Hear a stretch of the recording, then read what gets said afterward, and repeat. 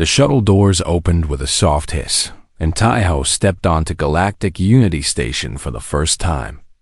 He had dreamed of this moment since he was a child, watching the stars from his small apartment in Bizen.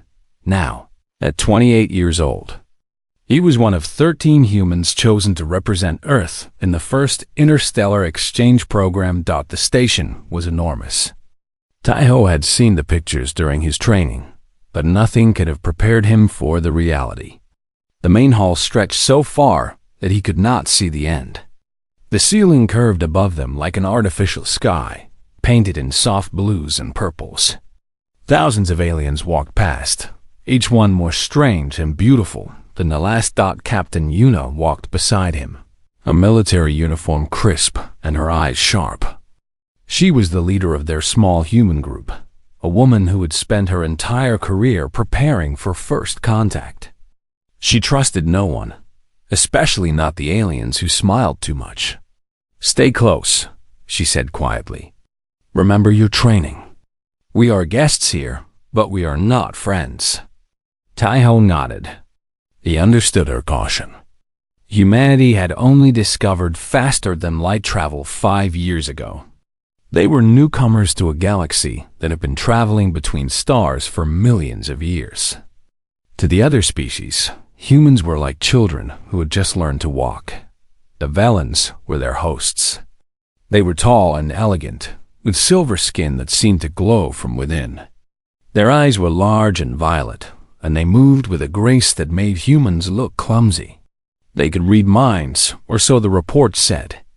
They were one of the oldest and most powerful species in the known galaxy.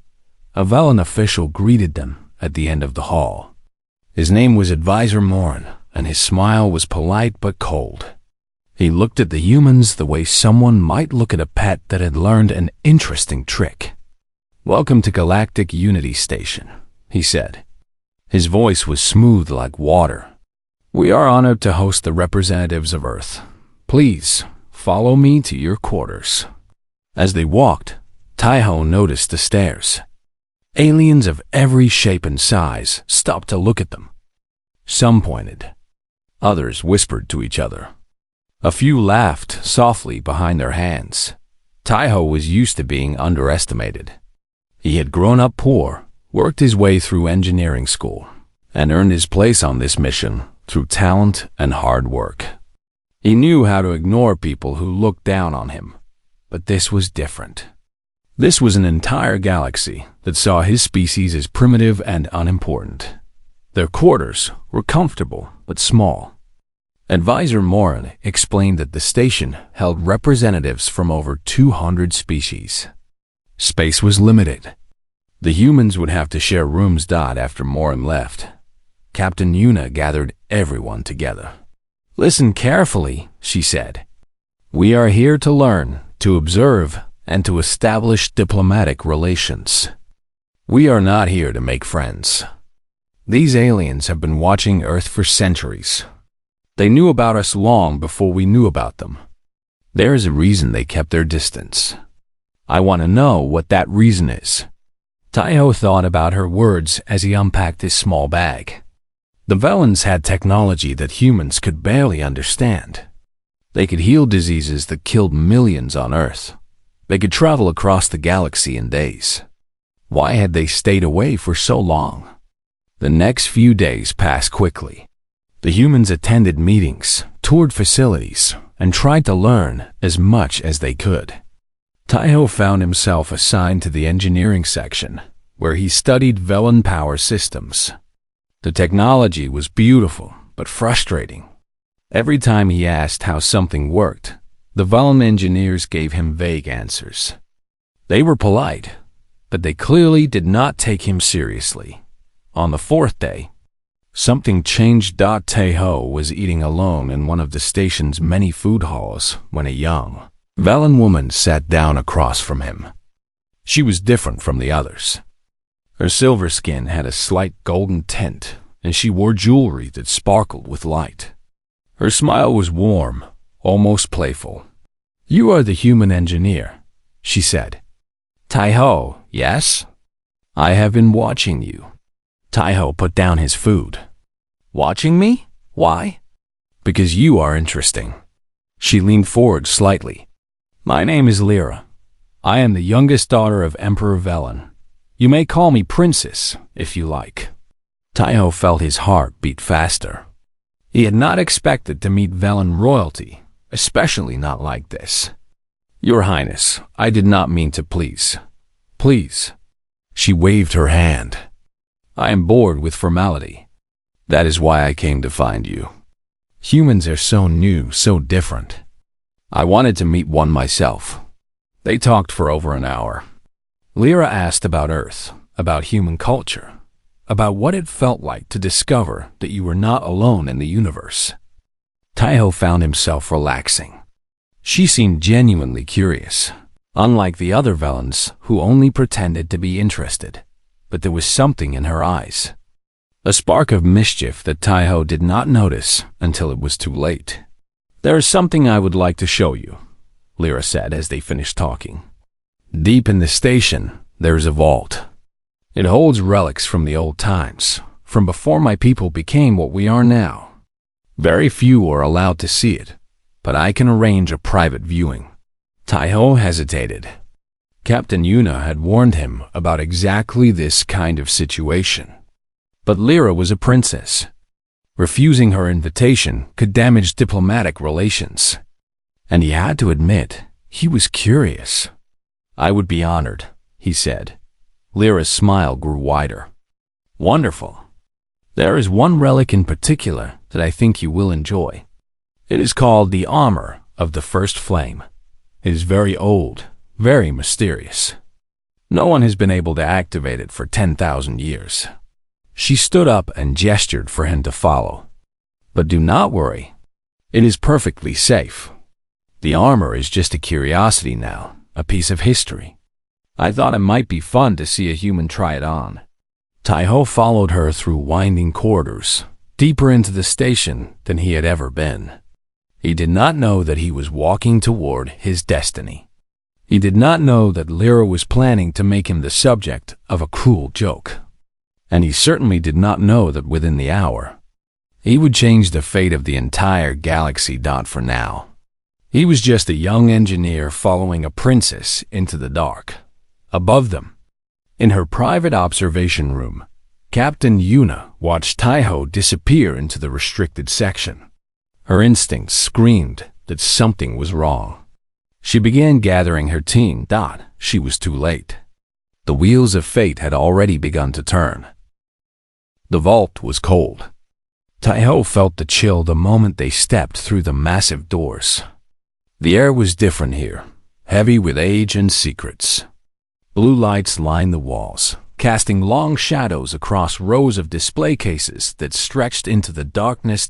Princess Lyra walked ahead of him, her steps light and confident. She knew this place well. Behind them, two Velen guards followed at a distance, their faces blank and professional. This vault has existed for 12,000 years, Lyra said. Her voice echoed in the vast space. It holds items from every major period of galactic history. Weapons, tools, art, technology. Most of it no longer works. We keep it here to remember what came before. Taiho looked at the displays as they passed. He saw twisted metal that might have once been a weapon. Strange crystals that pulsed with faint light. A statue of a creature with too many arms. Each item had a small plaque with writing he could not read. Why are you showing me this? He asked. Lyra glanced back at him. That playful spark was still in her eyes. Because I thought you might appreciate it. Humans value history, yes? You dig up your past and put it in buildings for others to see. We do the same. They walked for several minutes before Lyra stopped in front of a case larger than the others. Inside, standing on a raised platform, was a suit of armor. Taiho stepped closer. The armor was black, darker than anything he had ever seen. It seemed to absorb the light around it. Strange symbols covered every surface, carved deep into the metal. As he watched, he could have sworn the symbols moved, shifting like living things. The armor of the first flame, Lyra said. It is our oldest relic.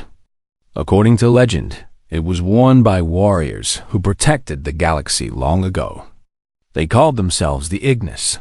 What happened to them? They died. 10,000 years ago, there was a great war. The Ignis fought an enemy so terrible that we do not speak its name. They won, but the cost was everything. The Ignis were destroyed, and this armor is all that remains of them. Taiho stared at the armor. Something about it called to him. He felt a strange pull in his chest, like a voice whispering from very far away. Many have tried to wear it, Lyra continued. Every species in the galaxy has sent their strongest warriors, their smartest scientists. None could activate it. The armor remained silent, waiting for someone who will never come. She turned to face him, and now her smile was wide and bright. I thought it would be amusing to see a human try. Taiho understood then. This was a joke. Lyra wanted to watch him fail where countless others had failed. She wanted to laugh at the primitive human playing dress-up and ancient armor. Part of him wanted to refuse. But another part, the part that had always pushed him to prove himself, wanted to show her that humans were not as weak as she believed. Fine, he said. I will try it. Lyra clapped her hands together. Wonderful. Guards, open the case. The guards hesitated. Opening the case required special permission. But Lyra was a princess, and her word was law in this section of the station. They pressed several buttons on a hidden panel, and the case slid open with a soft click. The armor stood before him, waiting. Taiho reached out and touched the surface. It was warm. That surprised him. Everything else in the vault was cold, but the armor felt alive. The symbols pulsed once, so faintly that he almost missed it. Go on, Lyra said. She had pulled out a small device and was pointing it at him. She was recording this. Put it on. I promise it will not hurt you. Behind them, the vault doors opened. Captain Yuna strode in, her face tight with anger. Taiho! Step away from that thing right now. Lyra held up her hand. Captain, please. This is a private viewing. You were not invited. I do not care about your invitation. I care about my people. Yuna walked closer, her eyes fixed on the armor. That relic is dangerous. No one knows what it does or why it was made. I will not let you use one of my engineers as entertainment. Lyra's expression hardened. For a moment, her royal mask slipped, and Taiho saw something cold underneath. You forget your place, human. You are guests on this station. You do not give orders here. The tension in the room was thick enough to cut. Taiho stood between them, his hands still resting on the armor. He felt the warmth spreading up his arm into his chest. The whisper in his mind grew louder. It is fine, he said. His voice sounded distant to his own ears. I want to try. Before Yuna could stop him, he stepped into the armor. The metal flowed around him like water. It wrapped around his body, his arms, his legs, his head. He tried to scream, but no sound came out. The world went dark. Then the symbols ignited. Golden fire erupted across every surface of the armor. The light was blinding. Lyra stumbled backward, her recording device falling from her hands. The guards raised their weapons but did not know what to shoot. Yuna shielded her eyes. Taiho. He could not hear her. He was somewhere else now, floating in a sea of golden light.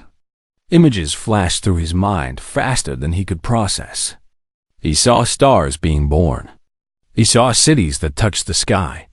He saw warriors in armor like his own, standing against a wave of absolute darkness. He saw humans. Not the humans of today, but humans from long ago. They stood among the warriors, equal in power and glory. They burned with the same golden fire. The word came to him from the depths of his memory, from a place he did not know he had. IGN, I start the fire. The first flame. The protectors of all life. Humans were the Ignis. The Ignis were human. The vision ended as suddenly as it began. Taiho fell to his knees, the armor still burning around him. The vault shook. Alarm screamed. Dust fell from the ceiling. Lyra stared at him with wide eyes. Her face was pale, her playfulness gone. She understood now what she had done. "That is impossible," she whispered. "The armor. It has never."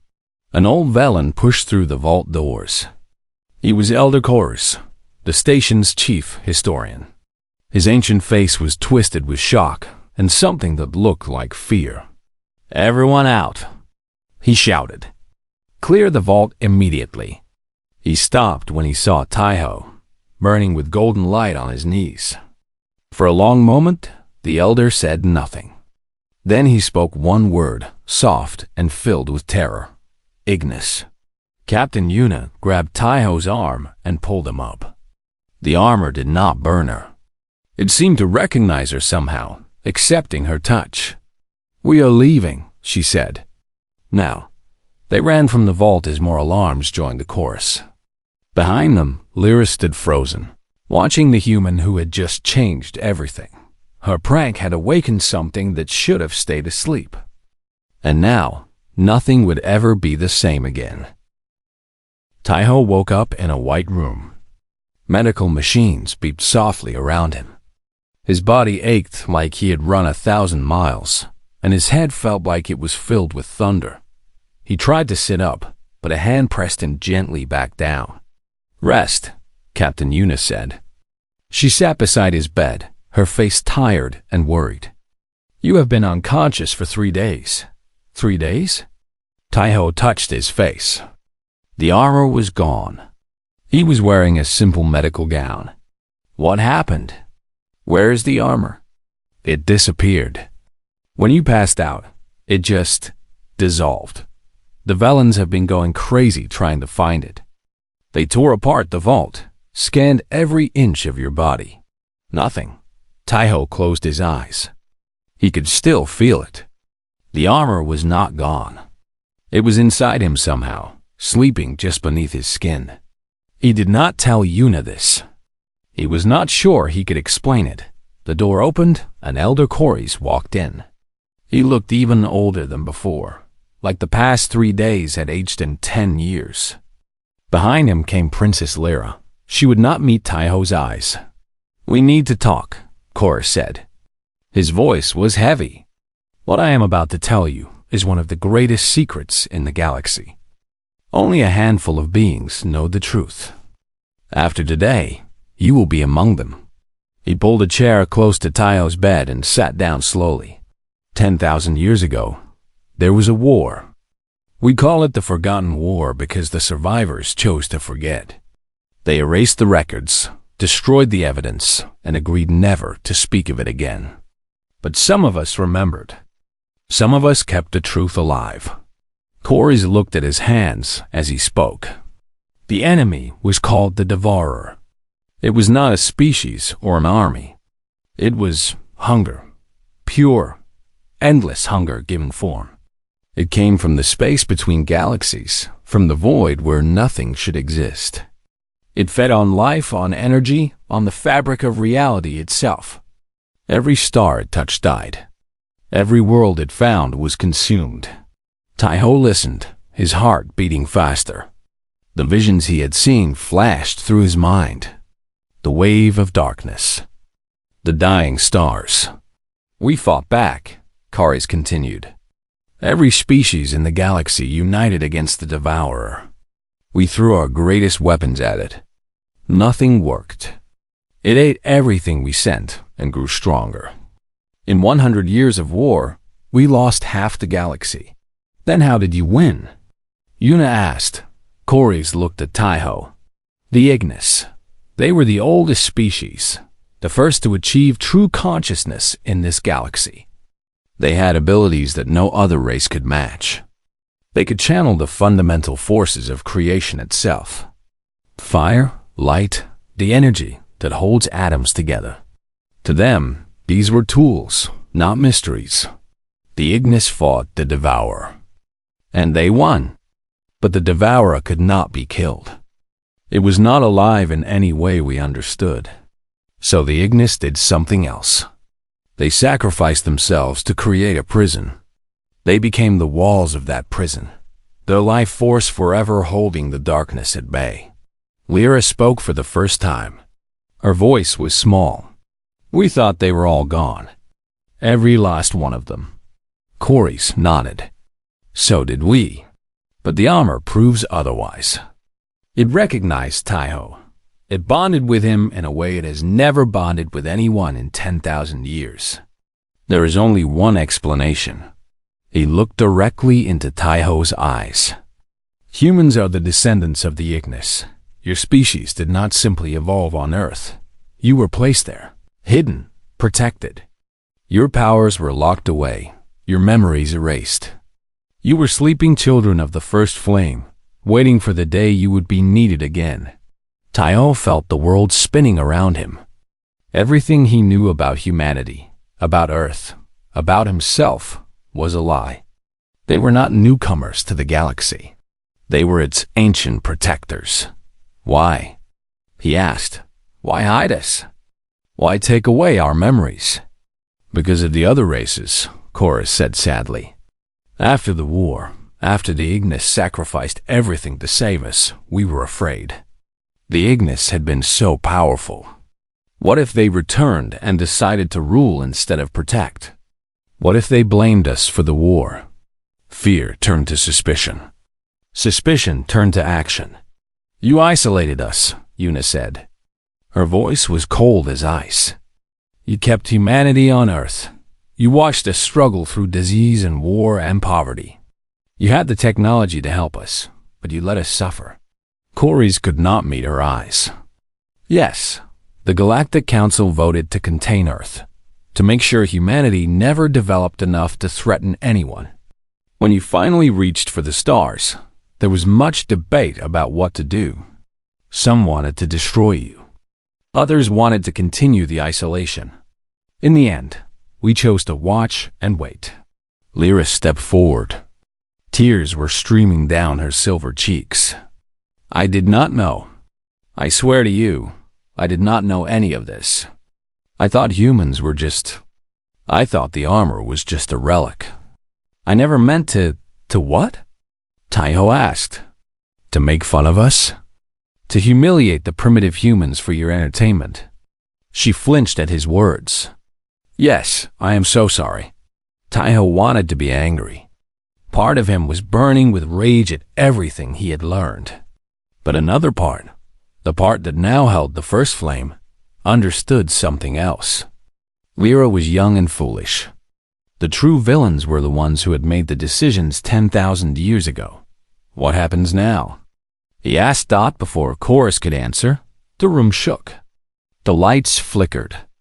An alarm began to sound, different from the ones he had heard before. This one was deeper, more urgent. Corey's went pale. No, not now.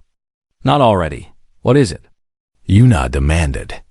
The prison, Chorus whispered. It has been weakening for centuries. The Ignis who created it have been dying, one by one. We hoped we had more time, but... He looked at Taiho with desperate eyes. The armor's activation sent out a signal. It was like a beacon, announcing to the entire universe that the first flame still burns. The Devourer heard it, Lyra said. It is waking up. Taiho felt something stir inside him. The armor was responding to his fear, his anger, his determination. Golden light flickered across his skin. He did not ask for this. He did not want to be a weapon or a savior. He was just an engineer from Bizan who wanted to see the stars, but the stars were about to go dark. And somehow, he was the only one who could stop it. Teach me, he said. Teach me how to use this power. Chorus shook his head. There is no one left who can teach you. The Ignis took their knowledge with them when they died. Then I will learn on my own. Taiho pushed himself out of bed. His legs were weak, but the armor inside him gave him strength. Humanity has been fighting against impossible odds since we first stood up on two legs. We did not have the Velans helping us, We did not have galactic technology. We had only ourselves. He looked at Una, then at Corey's, then at Lyra. Maybe that is what the Ignis wanted. Maybe that is why they hid us on Earth. Not to contain us, but to teach us. To make us strong in ways that power alone can never achieve. The golden light spread across his body, forming the shape of armor around him. It was not solid yet, just light and possibility. But it was a start. The Devourer is coming, Taiho said. And when it arrives, humanity will be ready. The next week was chaos. News of the armor's activation spread across the station like fire. At first, it was just rumors. Then the rumors became reports. Then the reports became panic. Taiho found himself at the center of everything. Diplomats demanded meetings. Scientists begged to study him. Military commanders looked at him with fear in their eyes. He was no longer just a human engineer. He was a weapon, a symbol, a threat. Captain Una kept him protected as best she could. She set up a security perimeter around their quarters and refused to let anyone in without her permission. The other 11 humans stayed close, confused and frightened by what was happening. "We need to contact Earth," Una said during one of their private meetings. "The governments need to know the truth. Our people need to be prepared." "Prepared for what?" asked Yasu, the youngest member of their team.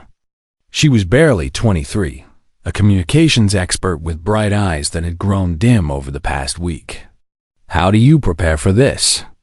We are not warriors. We are scientists and engineers."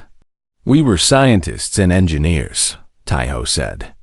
He sat in the corner of the room, trying to control the golden light that kept flickering across his skin. Every strong emotion made it harder to contain. Now we might be something else. He had been practicing in secret. Late at night, when the station was quiet, he would go to an empty storage room and try to summon the armor. Sometimes it worked. The black metal would flow from his skin, covering him like a second body. When he wore it, he felt strong, fast, invincible. He could sense things he should not be able to sense. Heat signatures through walls. The heartbeat of every person nearby. The faint electrical signals of the station systems, but control was difficult. The armor responded to his emotions as much as his thoughts. When he was calm, it obeyed him. When he was afraid or angry, it acted on its own. During one practice session, he had accidentally put his fist through a metal wall without meaning to. The visions came too, usually when he was sleeping, but sometimes when he was awake. Memories that did not belong to him. Battles fought across dying stars. Faces of warriors he had never met. And always, always, the darkness. The Devourer, pressing against the walls of its prison, searching for a way out. On the 8th day, the Vullan Emperor finally agreed to meet with him. The throne room was enormous. Giant windows looked out into space, showing a field of stars that stretched forever. Emperor Velen sat on a raised platform, surrounded by advisors and guards. He was ancient, his silver skin wrinkled, and his eyes heavy with age. But there was still power in him. Taiho could feel it. Princess Lyra stood beside her father. She had not spoken to Taiho since the day in the medical room. She watched him approach with an expression he could not read. "Human," the Emperor said. His voice filled the room without effort. "You have caused quite a disturbance." Taiho bowed slightly. Una had taught him the proper way to show respect. "I did not mean to, Your Majesty. The armor chose me. I had no control over it. And yet you wear it now. You carry the power of the Ignis inside you. Power that my ancestors feared enough to erase from history. I did not ask for this power. That does not matter." The Emperor leaned forward. "What matters is what you will do with it. The Devourer is stirring. Our long-range sensors have detected movement at the edge of known space. 3 border colonies have gone silent. Something is coming, and it is hungry. A murmur ran through the assembled Velans. Taiho heard fear in their voices.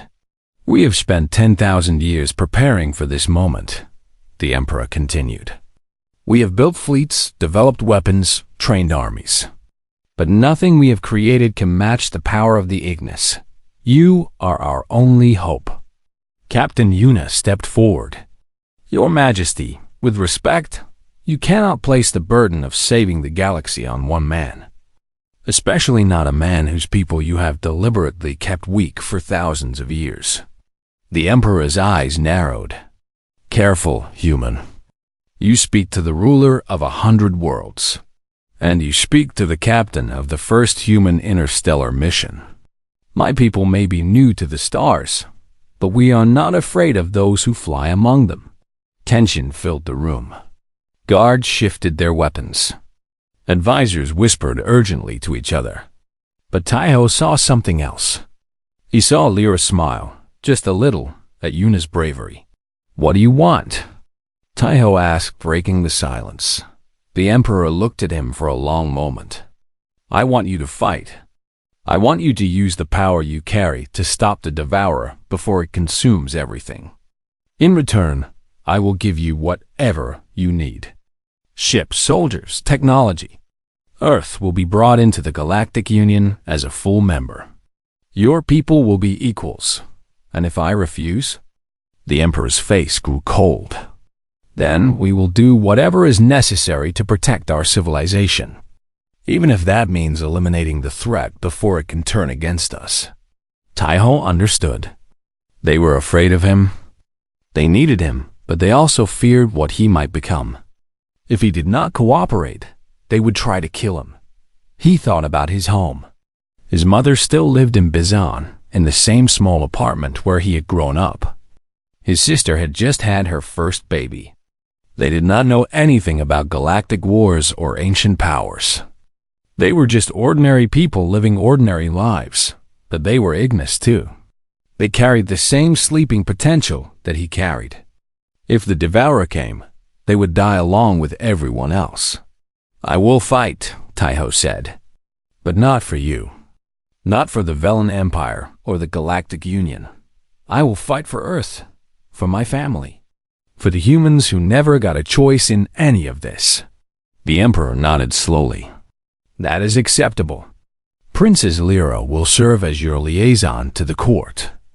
She knows the station better than anyone, and she owes you a debt for her mistake." Lyra stiffened but did not argue. She walked down from the platform and stopped in front of Taiho. Her violet eyes were unreadable. "I will help you," she said quietly. "Whatever you need, whatever you want to know, I will provide it. Consider it my apology." Taiho did not fully trust her, but he needed all eyes, and she was a princess. Her connections could be useful. "Fine," he said. "Then start by telling me everything about the Devourer. How do I stop something that ate half a galaxy?" Lyra's expression darkened. "That is the question no one has been able to answer. The original Ignis could not destroy it. They could only contain it. But the prison is failing. Within months, perhaps weeks, it will break free. Then we need to build a new prison," Taiho said. "Or find another way. There is no other way. The only power strong enough to contain the Devourer is the first flame, and you are the only one who carries it." Taiho felt the weight of her words settle onto his shoulders. He was one man, barely trained, carrying a power he did not understand. And the fate of the entire galaxy depended on him figuring out how to use it. He closed his eyes and reached deep inside himself, where the golden fire burned. It was warm and alive and ancient. It had waited 10,000 years for this moment. He would not let it wait in vain. The distress signals started coming 3 weeks after Taiho's meeting with the Emperor. First from the outer colonies, then from the research stations, then from the military outposts that were supposed to be humanity's first line of defense. Each message was the same. A darkness appeared in space. Ships could not escape it. Weapons did not harm it. And then silence, as if everything and everyone had simply stopped existing.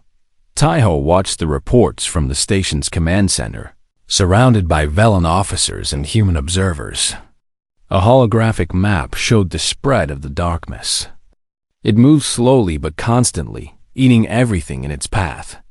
Each lost colony turned gray on the map, dead and empty. 17 worlds in 3 weeks, Admiral Rosen said.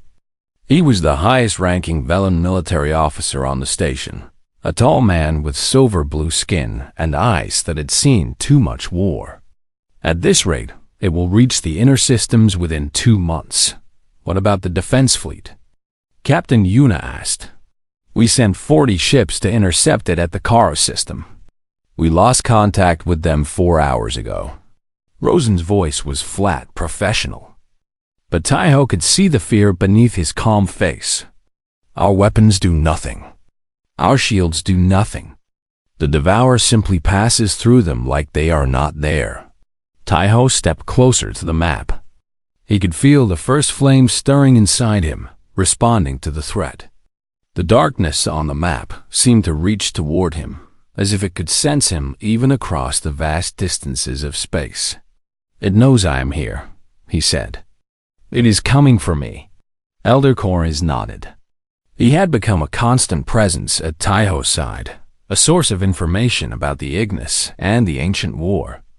The first flame was the only thing that could hurt it. Your activation was like lighting a beacon in a dark room. The Devourer has been trapped for 10,000 years, starving and waiting. Now it has a target. Then we should evacuate the station, Lyra said. She had kept her word about helping Taiho. She had shown him ancient records, secured him access to restricted areas, and defended him in court meetings when nobles called for his imprisonment. Move the civilians to safer systems. Give Taiho more time to prepare. There are no safer systems, Rosen said grimly. The Devourer does not stop. It does not negotiate. It consumes. Every hour we delay, more people die. We need to fight back now, before it grows too strong. The room fell silent. Everyone looked at Taiho. He had been training every day since his meeting with the Emperor. He could summon the armor at will now, could control most of its functions. He had learned to fly through space, to channel the golden fire into beams of light that could cut through metal. He had even learned to heal small wounds by focusing the flame's energy inward. But he was still just one man. The original Ignis had been an entire civilization of warriors. They had fought for 100 years before finally containing the Devourer. How could he match that alone? I have an idea, he said slowly. But I need to know more about the prison the Ignis created. Corys brought up a new display. It showed a point in space far beyond the edge of the galaxy, where no stars shone and no life existed. A faint glow surrounded the point, like a bubble made of gold light. The seal of sacrifice, Corys said. The surviving Ignis gave their lives to create it. They merged their flames, their consciousness, their very souls into a barrier that the Devourer could not break. For 10,000 years, it held. But the Ignis within are dying. Each death weakens the barrier a little more. How many are left? We do not know. Perhaps a few hundred. Perhaps fewer. Taiho studied the image. The golden glow was familiar. It was the same light that burned inside him. These were his ancestors, his family in a way. They had sacrificed everything to protect the galaxy, and now they were fading away. Can I talk to them? He asked. Can I reach them somehow? Corys hesitated. In theory, yes. The first flame connects all who carry it. But the distance is enormous, and you would need to project your consciousness across the void. No one has ever attempted such a thing. There is a first time for everything. That night, Taiho went to the meditation chamber that Corys had prepared for him. It was a small room with no lights, no sounds, no distractions. He sat in the center and closed his eyes. The armor flowed over him without being called. It knew what he was trying to do. Golden light filled the darkness behind his eyelids. He reached out with his mind, pushing past the walls of the station, past the planets and stars, past everything he had ever known. The void stretched before him, cold and empty and endless. Then he felt them. They were old, so old that their individual identities had blurred together. But they still burned. Hundreds of flames, connected in a web of light that held back the darkness. One flame burned brighter than the others. It reached out to touch him, and suddenly he was not alone. The voice spoke directly into his mind. It was neither male nor female, neither young nor old. It simply was, "Child of Earth, we have waited for you. Who are you?" Taiho asked. "We are what remains. We are the last of the Ignis, the dying guardians of this galaxy. We have watched your world for millennia, hoping that one day your people would awaken. Why? Why did you hide us on Earth?" The voice grew sad. "Because we knew we would fail. The seal was never meant to last forever. We gave everything we had, but it was not enough. One day, the Devourer would break free. We needed someone to take our place. Why humans? Why not leave the power with another race? Because no other race could carry it. The first flame is not a technology or a weapon. It is a way of being. It requires hope in the face of darkness, courage in the face of fear, love in the face of hatred. Your species has these qualities more than any other we have ever known." Taiho thought about Earth, the wars, the suffering, the countless times humanity had nearly destroyed itself, but also the kindness, the art, the moments of connection that made life worth living. "We are not perfect," he said. "Perfection is not required. Only the willingness to try." The other flames drew closer. They were weak, flickering. Some had already gone out since Taiho arrived. "The barrier will fall soon," the voice said. "When it does, the Devourer will be free. It will be hungry and it will be angry. It will come for you first, because you are the last flame outside the seal. How do I stop it? You cannot. Not alone. But you can do what we did. You can become the new seal. You can gather every human who carries the flame and merge your fires into a prison that will last another 10,000 years." Taiho felt cold despite the golden light surrounding him. "You want me to sacrifice myself? To sacrifice all of humanity?" "Not all. Only those who choose. Only those who are willing." The voice softened. "It is a terrible thing we ask. We know this. But there is no other way. The Devourer cannot be destroyed. It can only be contained." The connection began to fade. The ancient Ignis were too weak to maintain it for long. "Wait," Taiho called out. "What if we find another way? What if we can destroy it for real?" The voice answered from very far away. "Then you will be the greatest heroes the galaxy has ever known. We will watch from beyond death and cheer your victory." A pause. "But do not count on miracles, child of Earth. Prepare for sacrifice. It may be the only choice you have." The flames vanished. Taiho opened his eyes in the dark room, alone once more. He sat there for a long time, thinking about what he had learned. Somewhere out there, the Devourer was coming. And when it arrived, he would have to make a choice that no one should ever have to make. The fate of the galaxy, paid for with the lives of his people. He did not know if he was strong enough. He did not know if humanity was ready, but he knew one thing for certain. He would not give up without a fight. Taiho sent a message to Earth, not through official channels, which would have been blocked by the Galactic Council. Instead, he used the first flame itself, broadcasting his thoughts across the void to every human who could hear. The message was simple. You are not alone. There is power inside you, sleeping, waiting to be awakened. I will teach you how to use it. But he must choose. The darkness is coming, and we are the only light that can stop it. On Earth, millions of people woke from strange dreams. They remembered golden fire and ancient battles. They felt something stirring in their chests, a warmth that had not been there before. Some dismissed it as imagination. Others went online and discovered that thousands of people had experienced the same thing. Within days, the awakening began. A young woman named Hana discovered she could heal wounds by touching them. A retired soldier named Dongwoo found that bullets passed through him without causing harm. A child named Soman accidentally set her kitchen on fire with golden flames that did not burn. Reports flooded in from every country. Governments panicked.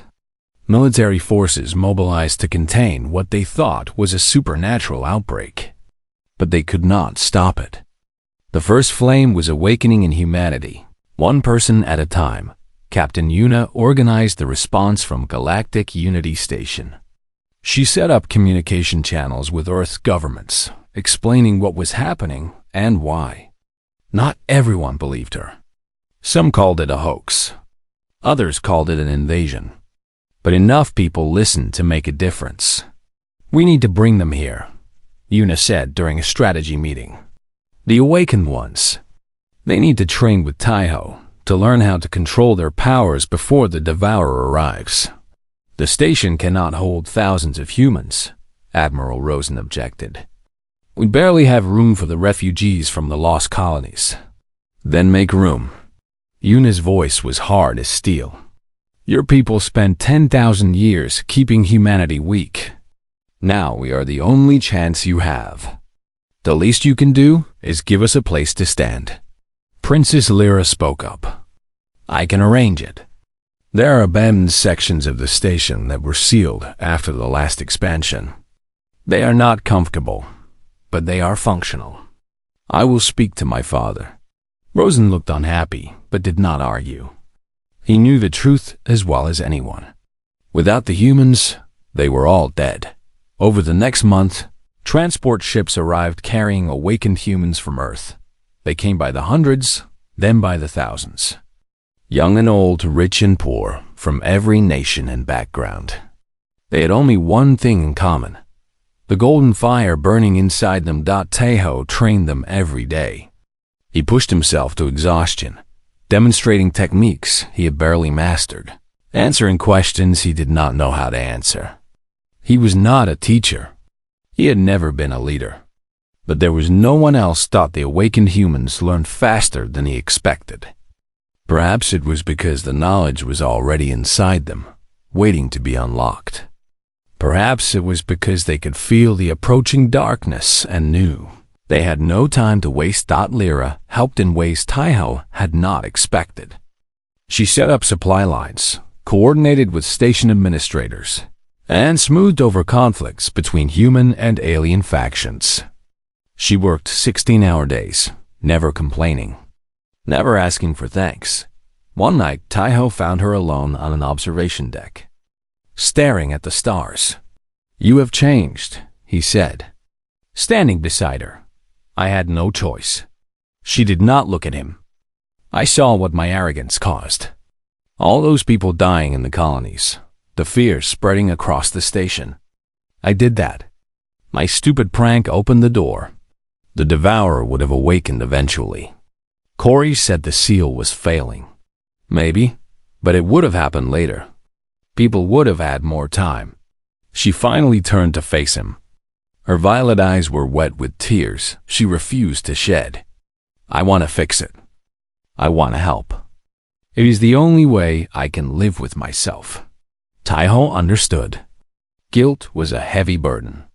He carried plenty of it himself, for reasons he rarely spoke about. But guilt could also be fuel. It could push you to do things you never thought possible. "Then keep helping," he said. "That is all any of us can do."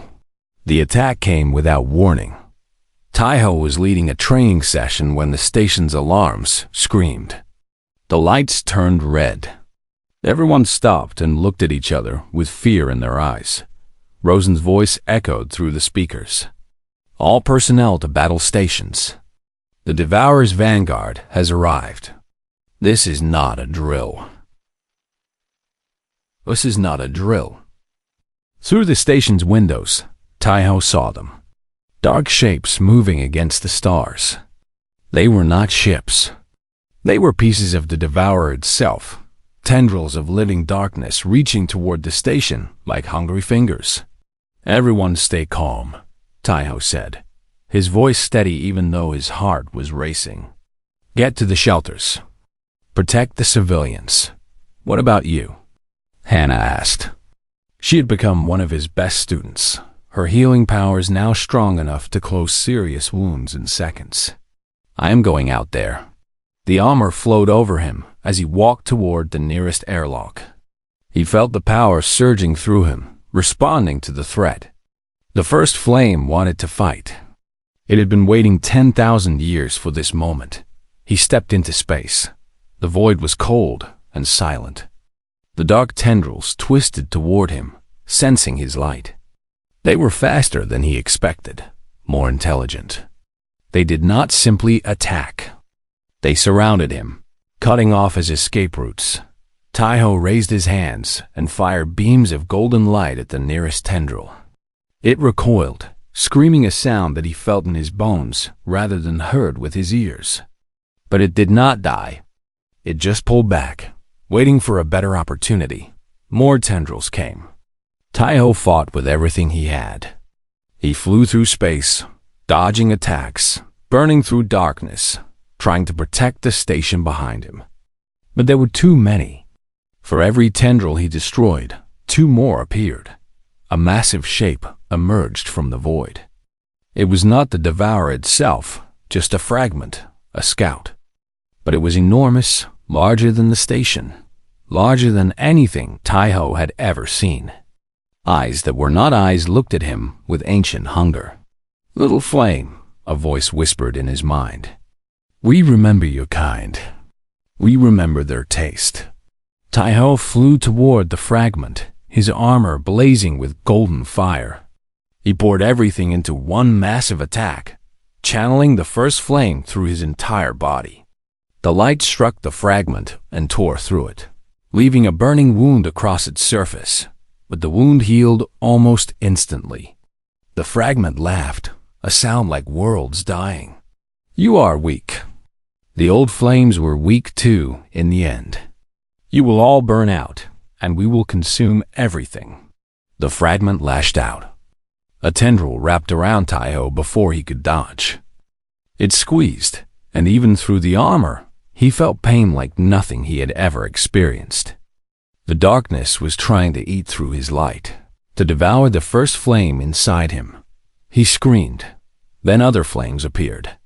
Golden lights flying out from the station. Hana, Dongwu, Soman, dozens of awakened humans. Their powers barely controlled, but burning bright with determination. They attacked the tendril together, their combined light forcing it to release Taiho. More humans joined them, forming a wall of golden fire between the station and the fragment. The fragment hesitated. It had not expected resistance. It had not expected so many flames. "Retreat," Admiral Rosen's voice came through the communicator. "The station is moving to safe coordinates. Fall back and regroup." Taiho wanted to argue. He wanted to finish the fight. But he looked at his people, exhausted and frightened, holding their ground against an enemy they could not defeat. They had bought the station time. That was enough for now. "Everyone back inside," he ordered. "This is not over, but today we survive." They retreated together, covering each other, their flames forming a protective barrier.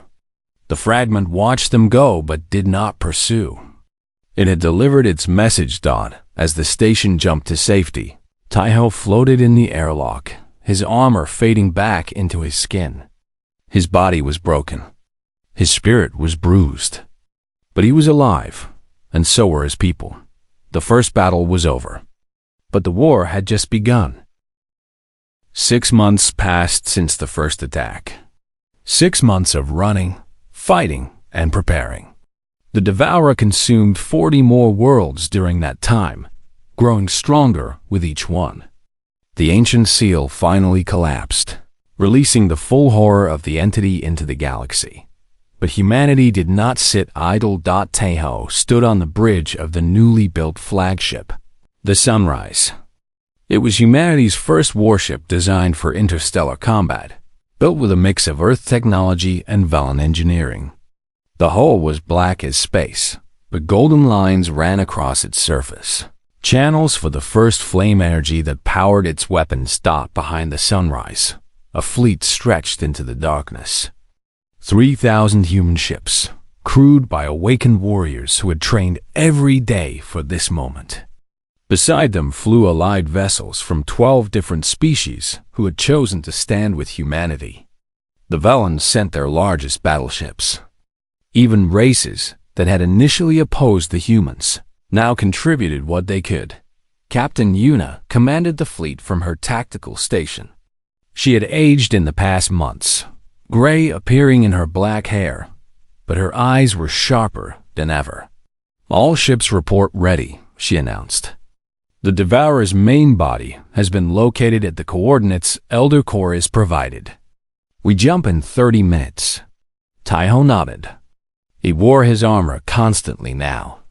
It had become part of him, as natural as breathing. 1,000 awakened humans waited aboard the fleet, ready to join him in battle.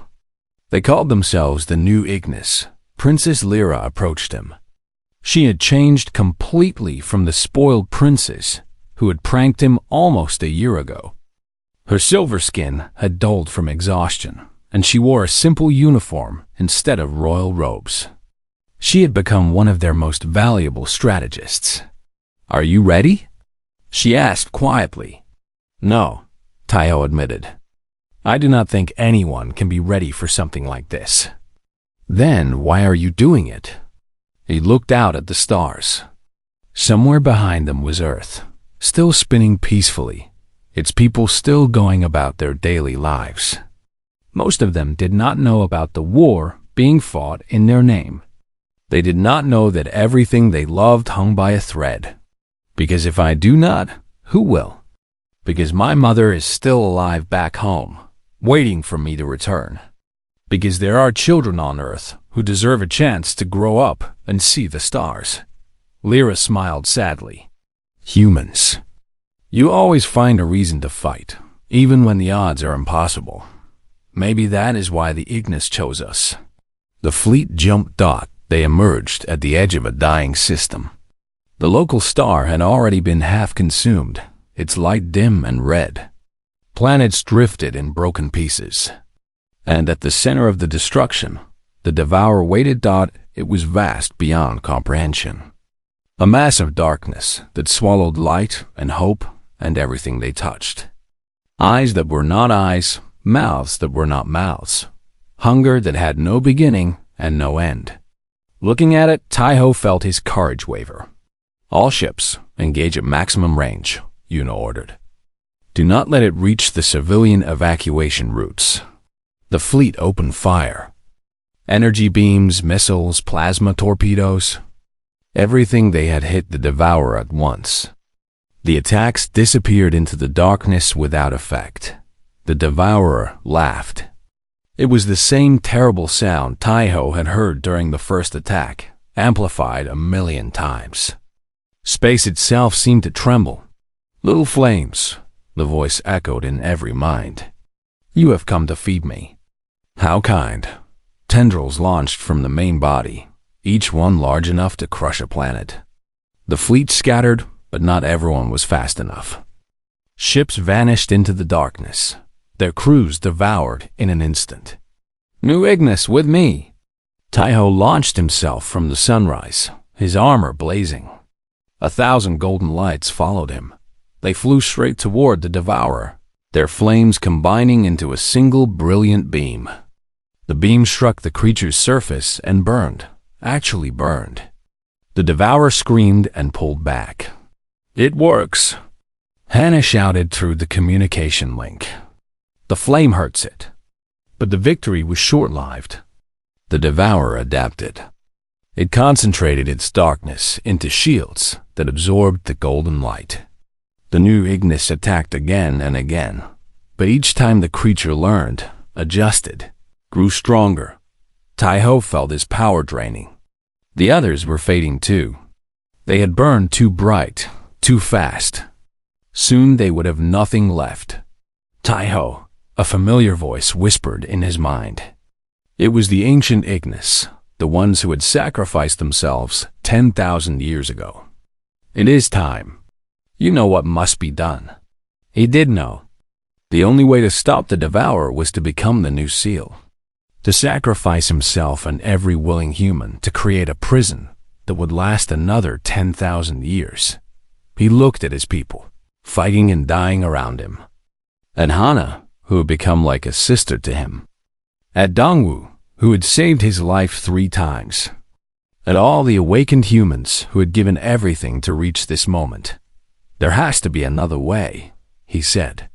There is not. We searched for 1,000 years before our sacrifice.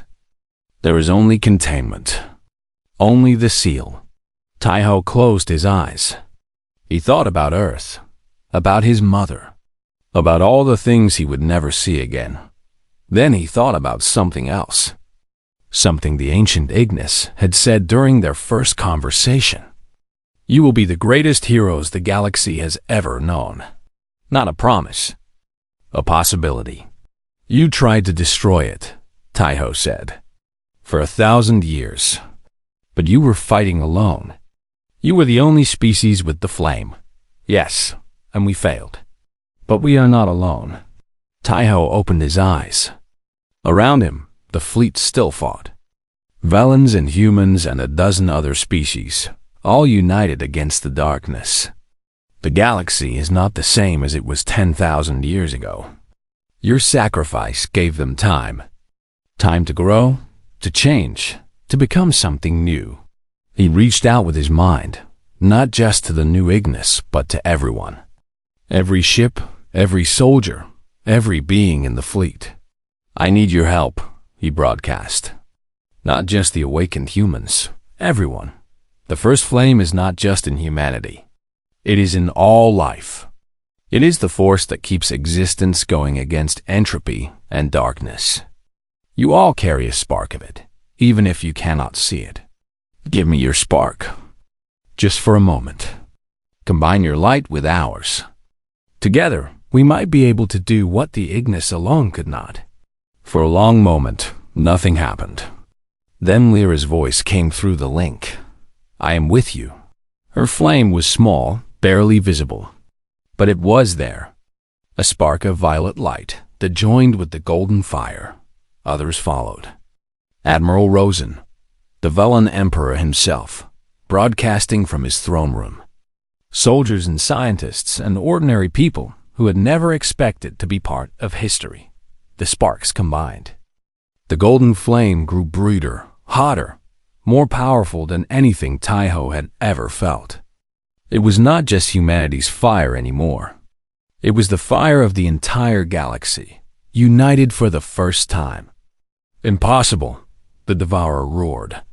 This light, it is too strong. It is the light you have been trying to devour for billions of years, Taiho said. He flew toward the creature, no longer afraid. The light of life itself. And you cannot have it. He struck. The combined flame did not just burn the devourer. It unmade it. The darkness that had consumed half a galaxy 10,000 years ago screamed as it was taken apart, piece by piece. Eyes closed. Mouths fell silent. The hunger that had seemed eternal finally ended. When it was over, Taiho floated alone in space, surrounded by stars. The fleet cheered. Ships that had been ready to die celebrated their survival.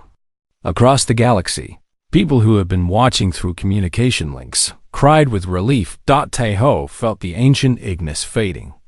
Their last task was complete. They could finally rest. You did it, the voice whispered. You did what we could not. You found another way. We did it together, Taiho said. All of us. The voice smiled, and then it was gone. Captain Yuna found him drifting an hour later. She brought him aboard the Sunrise and held him while he cried, releasing all the fear and pain and grief he had carried for so long. "What happens now?" she asked when his tears finally stopped. Taeho looked out at the stars. The galaxy stretched before them, wounded but alive. Billions of people would wake up tomorrow knowing that the darkness was gone. "Now we go home," he said, "and then we figure out what comes next." 3 months later, Taeho stood on Earth for the first time since his journey began. He had landed in Bizon, in the same neighborhood where he had grown up. His mother was waiting for him, older than he remembered, but with the same warm smile. "My son," she said, holding him tight. "I knew you would come back."